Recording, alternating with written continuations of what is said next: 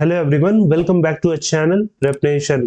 तो आज हम इस लेक्चर में कवर करेंगे 23 और 24 जनवरी के मोस्ट इंपॉर्टेंट करंट अफेयर्स के क्वेश्चन। तो चलिए फिर वीडियो को स्टार्ट करते हैं।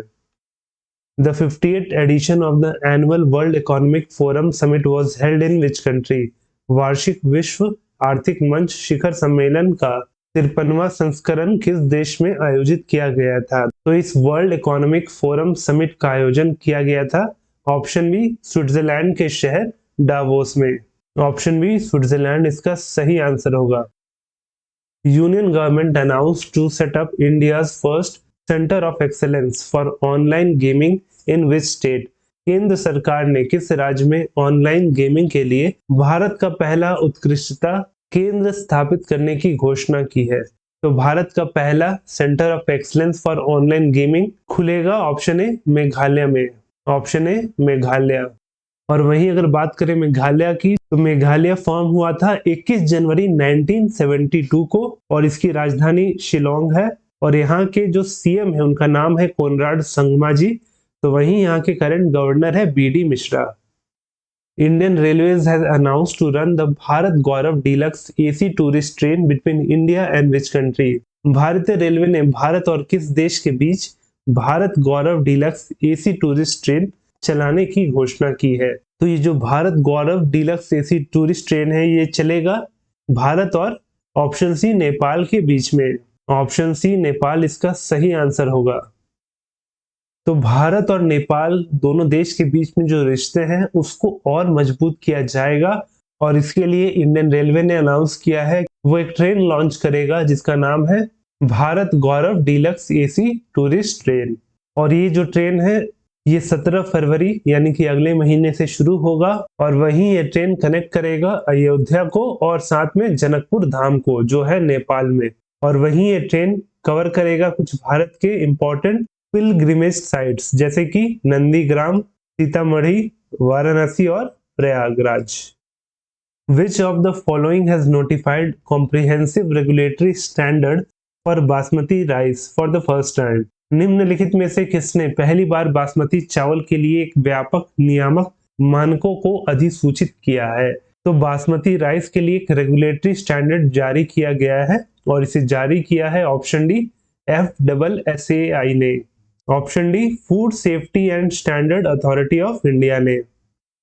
कुमारकोम और Beypore which were selected under the स्वदेश दर्शन 2.0 scheme are located in which state?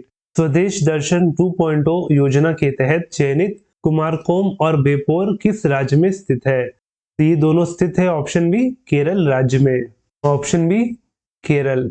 वहीं इस स्वदेश दर्शन 2.0 स्कीम के लिए 36 डेस्टिनेशन को चुने गए थे from 19 states and union territories जिसमें केरल की ये 2 जगह शामिल है।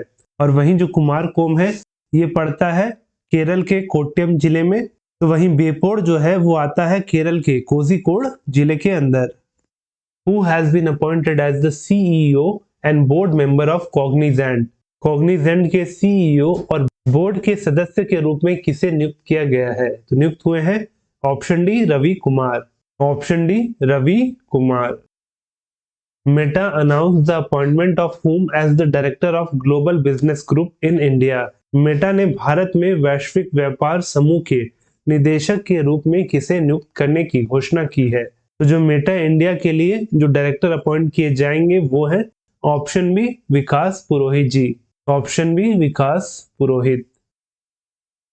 और वहीं जो विकास पुरोहित जी हैं वो इससे पहले टाटा क्लिक के सीईओ थे, तो अब बनेंगे मेटा इंडिया के डायरेक्टर। और वही जो मेटा है वो फेसबुक का नया नाम है।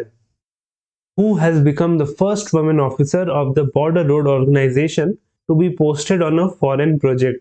किस विदेशी परियोजना पर तैनात होने वाली सीमा सड़क संगठन की पहली महिला अधिकारी बनी है? तो वो बनी है option C Surabhi Jakhmola. Option C Surabhi Jakhmola. तो कैप्टन सुरभि जखमोला जो है वो इंडियन आर्मी ऑफिसर है ऑफ द 117 इंजीनियर रेजिमेंट की और अब ये बन गई है पहली महिला officer of the border road organisation to be posted on a foreign project. और वहीं ये कौन से प्रोजेक्ट पे पोस्टेड है, तो ये पोस्टेड है अंडर द प्रोजेक्ट दंटक जो चल रहा है इन Bhutan.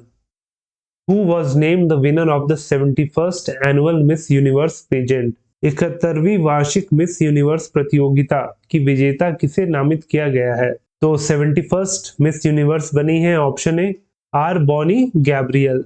Option A R Bonney Gabriel.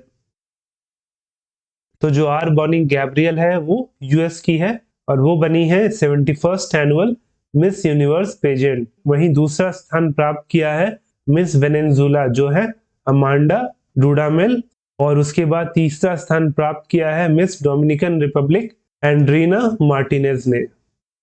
Who has been signed as a brand ambassador for मोहे?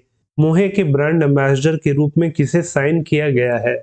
तो साइन किया है ऑप्शन ए कायरा अडवाणी ने। Option A Kiara Advani. तो जो मोहे है वो एक एथनिक फैशन और ब्राइडल वेयर ब्रांड है फ्रॉम वेदांत फैशंस लिमिटेड, और इसी का एक और ब्रांच है जिसको आप जानते होंगे, उसका नाम है मान्यवर। तो वो मेंस के लिए एथनिक फैशन डिजाइन करता है, वही मोहे जो है वो स्पेशली वुमेन्स के लिए ड्रेस डिजाइन करता है। और वही इसने अपॉइंट किया है कायरा अडवाणी को अपने प्रोडक्ट के लिए brand ambassador. Which institute has developed an AI tool called Sibyl that effectively predicts lung cancer risk? इस संस्थान ने सिबिल नामक एक AI उपकरण विकसित किया है जो फेफड़ों के कैंसर के खतरे की प्रभावी भविष्यवाणी करता है। तो इस सिबिल को डेवलप किया है option B Massachusetts Institute of Technology ने।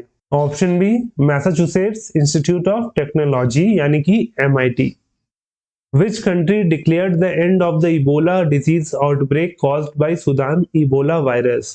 किस देश ने सुदान इबोला वायरस के कारण होने वाले इबोला रोग के प्रकोप की समाप्ति की घोषणा की है? तो घोषणा किया है ऑप्शन डी उगांडा ने।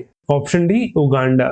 वहीं जो इबोला है ये एक फेटल डिजीज है जो होता है इबोला वायरस के कारण, और इस इबोला वायरस को पहली बार डिस्कवर किया गया था इन 1976 near the Ebola river in the Congo, और इसी नदी के नाम पे इस बीमारी का नाम रखा गया है। Which company develop India first 5G enabled drone? किस कंपनी ने भारत का पहला 5G सक्षम ड्रोन विकसित किया है? तो किया है ऑप्शन सी IG ड्रोन्स ने। Option C IG drones. तो जो IG ड्रोन्स है ये भारत का टेक स्टार्टअप है, उसने डेवलप किया है भारत का पहला 5G एनेबल्ड ड्रोन, और वहीं इस ड्रोन का नाम रखा गया है स्काई हॉक। और वहीं ये ड्रोन डिफेंस और मेडिसिन के अलावा कई और काम भी कर सकते हैं, और साथ साथ ये ड्रोन 5 घंटों तक उड़ सकते हैं और वो भी 10 किलो का वजन उठा के। और वहीं इस ड्रोन में आर्टिफिशियल इंटेलिजेंस और थर्मल इमेजिंग के इक्विपमेंट्स को भी इंस्टॉल किया गया है। Who is the author of the book Irfan Khan A Life in Movies? Irfan Khan A Life in Movies पुस्तक के लेखक कौन है? तो वो है option A Shubhra Gupta. Option A Shubhra Gupta. तो फिल्म क्रिटिक और ऑथर शुभ्रा गुप्ता ने अनाउंस किया है एक नया किताब जिसका नाम है Irfan Khan a life in movies, और वहीं जो ये किताब है ये मार्च में रिलीज होगा। वहीं इस किताब में आप इरफान खान जी के बारे में उनकी पूरी लाइफ की जर्नी जान पाएंगे, उनका सफर रहा है फिल्म लाइन में आने तक का। Who became the 5th highest run scorer in the history of ODI cricket? One day cricket के इतिहास में 5वें सबसे ज्यादा रन बनाने वाले खिलाड़ी कौन बने? तो वो बने option B Virat Kohli. Option B Virat Kohli. तो विराट कोहली भी रोज नए रिकॉर्ड बनाते हैं और तोड़ते हैं, तो उसमें एक नया रिकॉर्ड बनाया है कि वो बन गए हैं 5th highest run scorer in the history of ODI cricket. और ये जो अचीवमेंट है इन्होंने अचीव किया अगेंस्ट श्रीलंका, और अब इनका जो टोटल रन स्कोर हो गया है ODI में वो हो गया है 12,652 रन, और इन्होंने पीछे छोड़ दिया है महिला जयवर्धने को जो कि श्रीलंका से बिलोंग करते हैं, और उन्होंने अपने कैरियर में 4,048 मैचेस में 12,650 रन ही स्कोर किए थे। लेकिन विराट कोहली ने आधे ODI मैचेस में ही ये रिकॉर्ड तोड़ दिया। Who won the Bangkok Open Men's Double Tennis Championship? Bangkok open पुरुष युगल टेनिस चैंपियनशिप किसने जीती? तो जीता है ऑप्शन ए यूकी भाम्री और साकेत मिनेनी ने। ऑप्शन ए यूकी भाम्री और साकेत मिनेनी।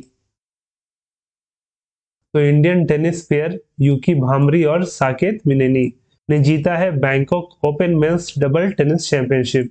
और इस टेनिस चैंपियनशिप का आयोजन हो रहा था थाईलैंड के नोन्थाबुरी में। और इन्होंने फाइनल में हराया क्रिस्टोफर रंकाट और अकीरा सेंटिलन को। Lisa Marie Presley recently passed away. She was related to which of the following field?